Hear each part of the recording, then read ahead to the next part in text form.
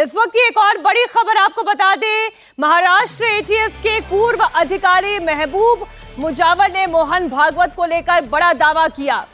उन्होंने दावा किया कि महबूब मुजावर पर मोहन भागवत को अरेस्ट करने का दबाव बनाया गया था।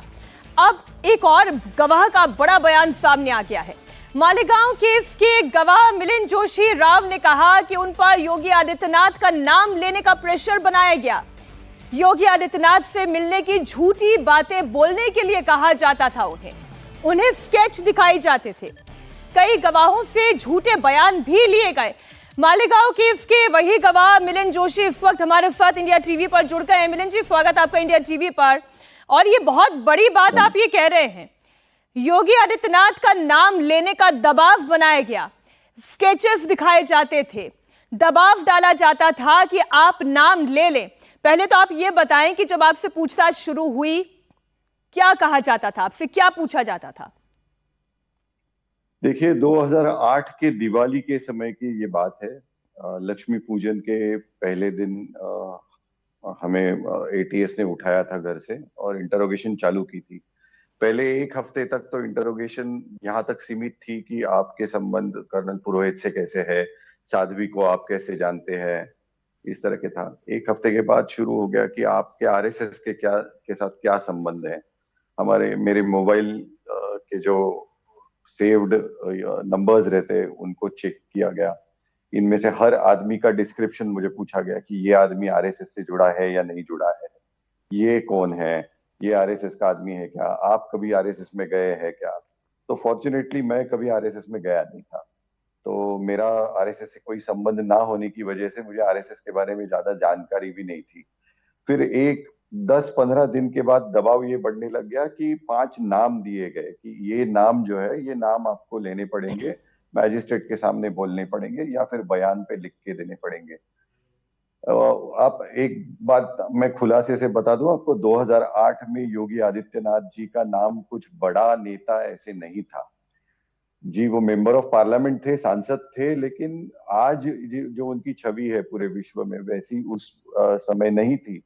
तो ताकि उनके बारे में जानकारी मुझे ज्यादा नहीं थी, तो योगी आदित्य जी का नाम या फिर आसिमानंद जी का नाम लेने का जो दबाव था, तो मुझे उसका महत्व उस वक्त तो नहीं समझ में आ रहा था।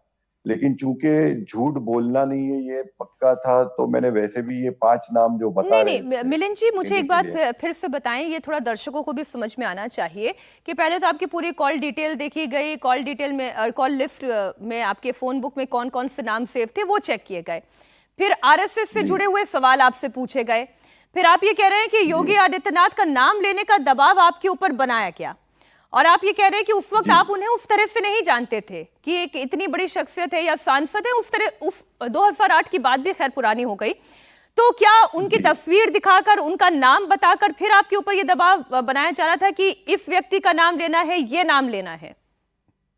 नहीं, तस्वीर योगी जी की या आसिमानंद जी की नहीं दिखाई थी, सिर्फ एक हाथ से निकाला हुआ स्केच दिखाया जाता था जिसका नाम उन्होंने बताया था कोई काका जी करके है, और बताते थे कि ये काका जी फलाना फलाना जगह पे आपको मिले थे, ये प्रोत्साहन दे रहे थे। बाकी के जी जो भी लीडर्स के नाम है, योगी जी का या आसिमानंद जी का, वो कहानी ये बताते थे हमको कि आप ऐसे बताओ कि फलाना फलाना शहर में आप गए थे, वहां पे मीटिंग हुई थी अभिनव भारत की, वहां पे ये आए हुए थे, उन्होंने बोला हाँ ये ऐसे ही रिटेलिएट करना चाहिए हिंदुओं ने, उन्होंने प्रोत्साहन दिया। ऐसा बयान वो लिखवा के लेना चाहते थे या बुलवा के लेना चाहते थे, लेकिन तस्वीर नहीं दिखाई थी, सिर्फ एक हाथ से निकाला हुआ स्केच था और उसका नाम उन्होंने ही बताया था कोई काका जी करके है। तो जब आपके ऊपर ये दबाव बनाया जा रहा था और आप बता रहे हैं उन 5 नामों में से एक नाम योगी आदित्यनाथ का भी था, तब आपका रिएक्शन क्या था? आपने क्या जवाब उन्हें दिया? और जो दबाव आपके ऊपर बनाते थे, क्या आप उनका नाम कोट कर सकते हैं? देखिए, अलग अलग ऑफिसर्स और कॉन्स्टिब्यूलरी के लोग थे। आपको इंटरोगेशन के बारे में 24 घंटे इंटरोगेशन चलता था, तो रोटेशन में ऑफिसर्स आते थे। कुछ घंटे के लिए ये आता था, चिल्लाता था, फिर दूसरा कोई आता था। तो नाम तो लेना उचित नहीं है, क्योंकि कुछ नाम मुझे पता है लेकिन वो लेना उचित नहीं है, क्योंकि अभी इस दुनिया में वो नहीं है। तो हमारे सनातन धर्म में जो अभी नहीं है उनके नाम नहीं लिए जाते। और दबाव जो था वो पर्सनली मारा नहीं था मुझे, अलग दूसरे कोई विटनेसेस थे, उनको फिजिकली भी मारा गया था, लेकिन मेरे ऊपर दबाव डाला गया था कि तुम्हारे परिवार को हानि पहुंचाएंगे, तुम्हारी पत्नी कहाँ पे काम करती है हमें पता है, तुम्हारे छोटे बच्चे कौन से स्कूल में जाता है हमें पता है। तो इस प्रकार का पारिवारिक दबाव बनाने की काफी कोशिश की थी। और आदमी कितना भी स्ट्रांग हो, लेकिन परिवार की बातें जब आती है तो थोड़ा बहुत पिघल जाता है। लेकिन एक बात तय थी, 15 या 20 दिन जब इंटरोगेशन के हो गए थे, तो मतलब ऐसे हालात थे कि अभी या तो ये लोग मुझे अरेस्ट करेंगे या फिर एनकाउंटर में मार डालेंगे। तो झूठे लोगों के नाम लेके कुछ फायदा नहीं, ये पक्का हो गया था मन में। तो मैं उनसे बोलता था कि मैं किसी भी हालत में आपको कोई स्टेटमेंट नहीं दूंगा और किसी का नाम नहीं लूंगा जिन्हें मैं जानता नहीं हूँ। अच्छा, आपको क्या लगता है कि इतना दबाव आपके ऊपर बनाया जा रहा था कि योगी आदित्यनाथ का नाम ले लें या आरएसएस के नेताओं का आप नाम ले लें, और जबकि आपका कोई एफिलिएशन आरएसएस से था भी नहीं, क्या एस्टैब्लिश करने की कोशिश हो रही थी? एस्टेब्लिश, देखिए एक बात उस वक्त पे जो समझ में आ रही थी इंटरोगेशन के दरमियान, के हम एक सिर्फ अभिनव भारत एक सिर्फ माध्यम है और उनका असल में टारगेट राष्ट्रीय स्वयंसेवक संघ था और उनके कुछ चुनिंदा लोग थे, ये समझ में आ रहा था। लेकिन शायद उनकी गलती थी कि उन्होंने गलत लोगों को पकड़ लिया जिनका आरएसएस से कोई संबंध ही नहीं। ऐसे लोगों को पीट पीट के बता रहे थे कि आरएसएस के साथ के संबंध तुम बताओ क्या है और क्या नहीं। तो कोई बोल नहीं पा रहा था, क्योंकि हम अपने जीवन में कभी राष्ट्रीय स्वयंसेवक संघ की शाखा में गए नहीं है, तो कैसे बताएं फिर। तो वो लिंक वो एस्टेब्लिश नहीं कर पाए। लेकिन बाद में कुछ दिनों के बाद स्वामी आसीमानंद जी को झूठे केस में उन्होंने फंसाया था, ये तो सबको मालूम है। उनके ऊपर भी दबाव बनाया था, उनसे भी एक झूठा बयान लिया था, उन्होंने ये बातें सारी कोर्ट में बताई हुई है। तो अल्टीमेट टारगेट आरएसएस और हिंदुत्ववादी संगठन ही थे। अच्छा, एटीएस के एक पूर्व अधिकारी महबूब मुजावर, आपने भी उनका भी रिसेंट बयान सुना होगा। मैं दर्शकों को भी ये खबर दे रही थी और उन्होंने ये कहा कि उनके ऊपर बकायदा ये दबाव बनाया गया था कि मोहन भागवत को भी उठा कर लाओ। जी, मैंने सुना, मीडिया के जरिए से सुना। मेरे ऊपर कोई ऐसा दबाव उस वक्त नहीं था कि मोहन जी भागवत जी का हम्म। नाम मैं लूं। मुझे जो 5 नाम बताए गए थे उनमें से प्रोमिनेंट नाम था योगी आदित्यनाथ जी का, जो अभी प्रोमिनेंट हुआ है। हम्म। उस वक्त वो प्रोमिनेंट नाम नहीं था। फिर आसीमानंद जी का था और 3 और लोग थे, उसमें से एक वो स्केच वाला आदमी था जिसे काका जी कहते थे। आप आइडेंटिफाई कर पाए फिर बाद में ये काका कौन है जिसका स्केच जी नहीं, आपको दिखाया बिल्कुल गया? नहीं, बिल्कुल नहीं, बिल्कुल नहीं। अच्छा, ये मिलिंद जी, ऐसा क्यों लग रहा है कि जो आप बात बता रहे हैं कि बकायदा जो लोग भगवा कपड़ा पहनते थे या जिनका आरएसएस से या बीजेपी से कोई कनेक्शन था या जो हिंदुत्ववादी सोच के थे, हिंदू आइडियोलॉजी के थे, उन्हें टारगेट किया जा रहा था? जी बिल्कुल बिल्कुल।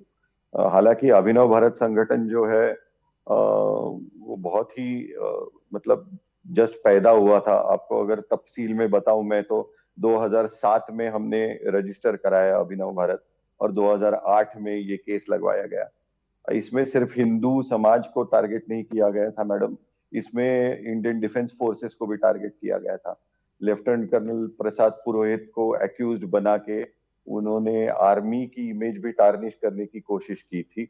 और पैटर्न जो मैं आज देखता हूँ 2025 में, कि 2008 से ही उन्होंने डिफेंस फोर्सेस के ऊपर लांछन लगाना शुरू कर दिया था। बाद में भी आप देखेंगे नहीं उरी सर, अब के तो ये बाद। देखिए, जो भी है कोर्ट में दूध का दूध पानी का पानी हो गया। लेकिन एक आखिरी प्रश्न मैं आपसे पूछना चाहती हूँ, बड़े एक संक्षेप में उत्तर दीजिएगा। इतने साल हो गए इस केस को, आप आज ये बात कह रहे हैं तो कई सवाल इस बात पर भी उठ रहे हैं कि आज ये गवाहियां क्यों आ रही हैं, आज ये खुलासे क्यों हो रहे हैं? जी देखिए, एज अ विटनेस दिसंबर 2021 में यही बातें मैंने कोर्ट में कही थी। और कोर्ट की एक गरिमा होती है, और जब कोर्ट चलता है और मैटर सब जुडिस होता है, तो कोर्ट में जो बातें बताई गई है वो बाहर बताना उचित नहीं होता है। और हम इस देश के नागरिक है, संविधान को पालने वाले लोग हैं, तो इसलिए आज तक कभी बताए नहीं। कल जब रिजल्ट जी। आया और सारे एक्विटल्स हो गए, हम्म। तभी जब सवाल पूछने शुरू हो गए कि एग्जैक्टली क्या हुआ था। मैं अभिनव भारत संगठन का अध्यक्ष हूँ, इसलिए मेरे काफी सारे इंटरव्यू शुरू हो गए। कुछ पत्रकार भाई ऐसे भी है जिनके संपर्क में मैं बहुत पहले से था, उन्हें एग्जैक्टली पता था उस वक्त क्या चल रहा है और क्या तो नहीं मतलब चल रहा है। तो पूरी सवाल पूरी प्लानिंग ये थी, अगर आपके बयानों को मैं सच मान के ही इस बात को रखूं, तो ये प्लानिंग पूरी ये थी कि योगी आदित्यनाथ को भी इस ब्लास्ट केस में फंसा लेना था, इनका नाम भी आ जाता अगर आपकी गवाही हाँ में होती। बहुत शुक्रिया मिलिंद राव जी हमारे साथ जुड़ने के लिए, इंडिया टीवी को समय देने के लिए। Thank you.